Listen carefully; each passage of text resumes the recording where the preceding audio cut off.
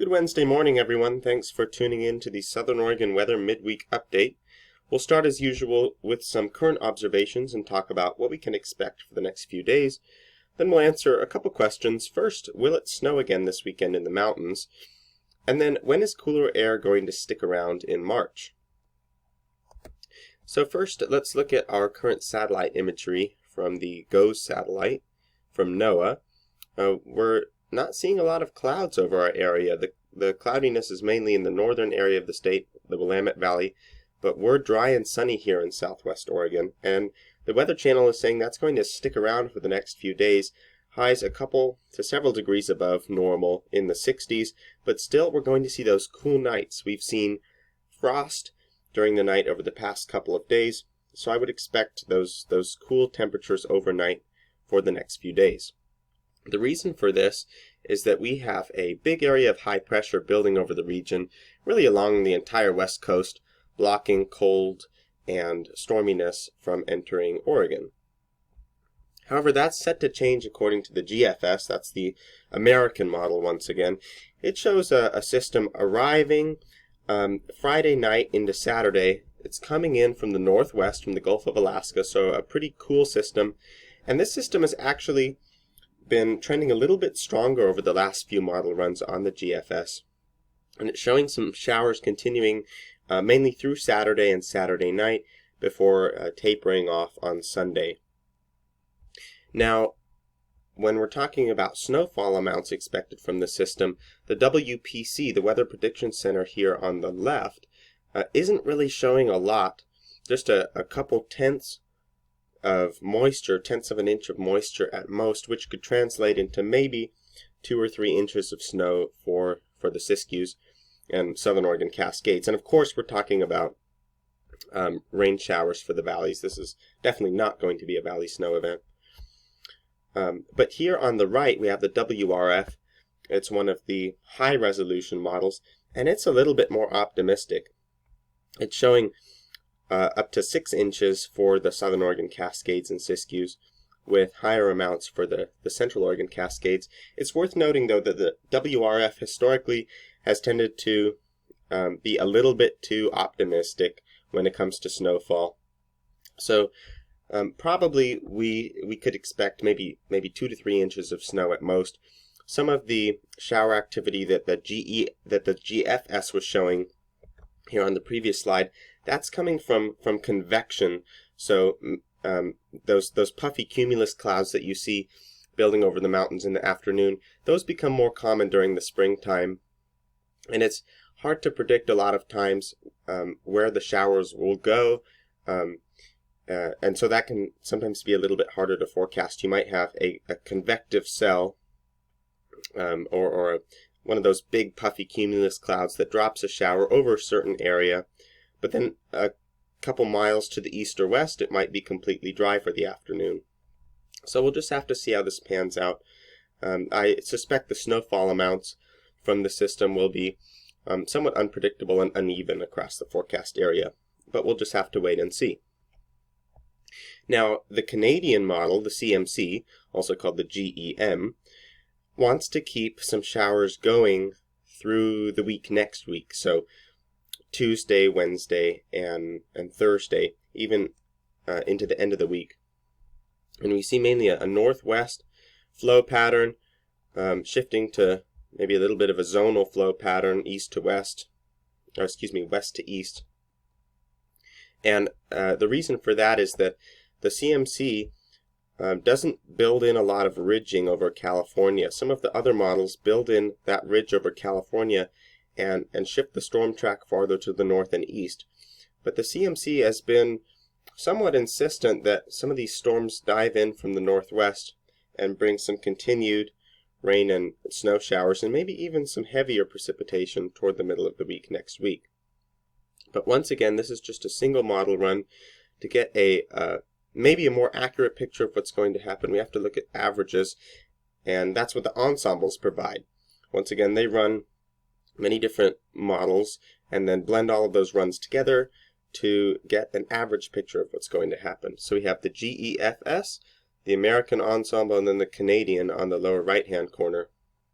And this is a loop of the next 6 to 10 days. So let's look at the GEFS first.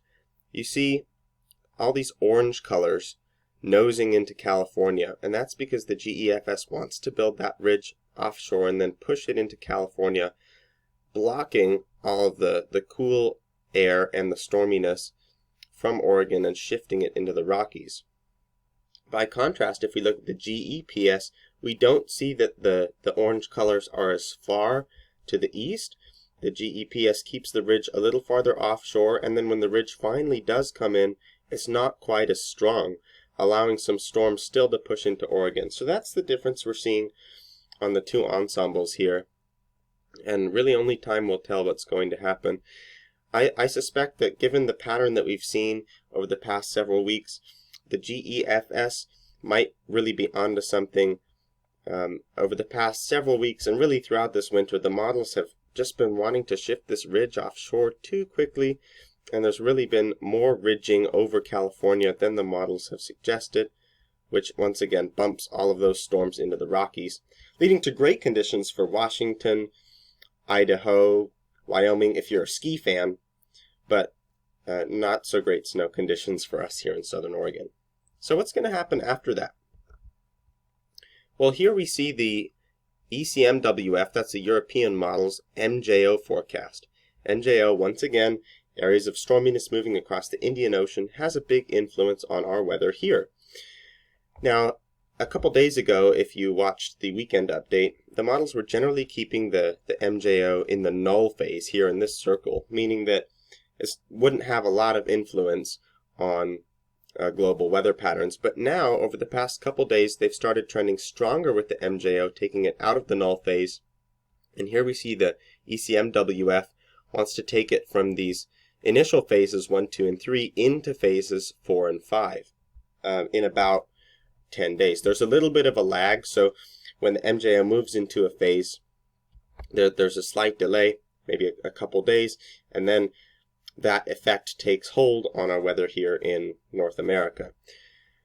And we can see that these phases 4 and 5 are associated with warmer temperatures across the West Coast, and especially California, and I think that's why the GEFS in particular wants to build that ridge over California and shift a lot of the cooler air north and east of us.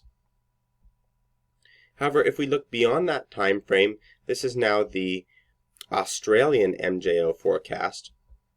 We see the MJO heading toward phases 4 and 5 and then looping around into phases 6 and 7, and those are actually cooler phases for the West Coast. So that could lead to a return to cooler and wetter conditions mid-month. So what could happen is we see our weekend system, and then maybe, according to the Canadian model, a few more showers midweek next week, and then we dry out and warm up for a couple days around that day 10 period. But then after that, we could see a return to cooler and wetter conditions later into the month of March. In fact, here by day 16 on both the American and Canadian ensembles, we see these blue colors building in over the West Coast. This is the troughing that both ensembles are showing by around day 12, day 14, actually on March 10th. So that agrees very well with the Australian model's MJO forecast, heading into those cooler phases of 6 and 7. And actually, if we look at the month of March as a whole, from then on, from mid-month on, the models are in pretty good agreement that we're going to see a cooler pattern. Here's the CFSV2. It's a climate model that usually shows a weekly and monthly forecasts. So here for its March forecast for the entire month, showing generally cooler and wetter conditions with that trough over the West Coast. And that agrees well with our teleconnections. We talked in the last episode about the global oscillations that drive our weather, and one of those is the PNA, the Pacific North American Index. Basically, when it's negative, as shown by these blue bars, that means that we're going to see this kind of a pattern that the CFS is calling for, with cooler air and storminess over the West Coast and more warmth in the east. So that's it for now, guys. Just to recap, we're going to see some warm days, but cooler nights until the weekend, and then I think we can expect light rain and snow showers on Saturday, maybe starting Friday night into Saturday. But it will really depend on how much convective activity we can get going on Saturday afternoon, and where those showers generally move through. I think we could expect a few inches for the Southern Oregon Cascades and Siskiyous. And it looks like more precipitation might be possible next week. Once again, it'll depend on how quickly that ridge builds into California, and whether that ridge will push all the storms and cold air off to our north and east. Models have trended somewhat drier and warmer, days 8 to 14, but it looks like a cooler and wetter pattern is possible in mid-March, because it looks like that MJO is going to move into our cooler phases, 6 and 7. So don't forget to set your notifications for the weekend update in a few days. Thank you so much for listening, and please like, share, and subscribe if you enjoyed this video.